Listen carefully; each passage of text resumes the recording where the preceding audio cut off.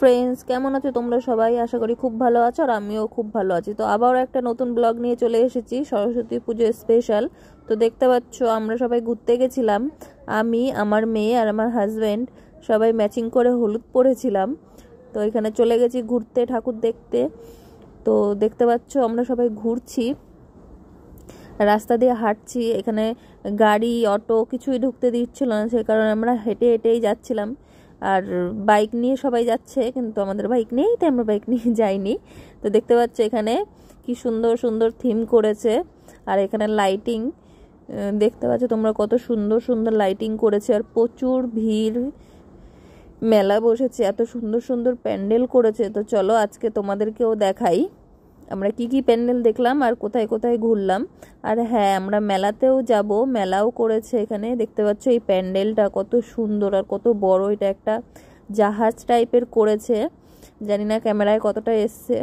তো দেখতেই পাচ্ছ কি সুন্দর, ভেতরটা আরও সুন্দর। যেহেতু এত ভিড় তাই আমি আর ক্যামেরা করতে পারছিলাম না, তো আমরা একটু ভেতরে গিয়ে বেরিয়ে এসেছি। তারপরে এই দেখো, দেখতে পাচ্ছ আমরা মেলায় আছি।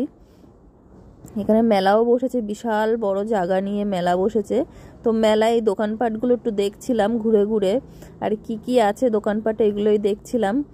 আর তোমাদের দাদাভাইকে বলছিলাম যে কিছু নেবা নাকি, তো বলে না কিছুই নিতে হবে না, মেলার কি নেব, মেলা থেকে কিছুই নেওয়ার নেই। তো এই একটু ঘুরে ঘুরে দেখছিলাম আর তোমাদেরকেও দেখাচ্ছিলাম মেলাটা। তো দেখো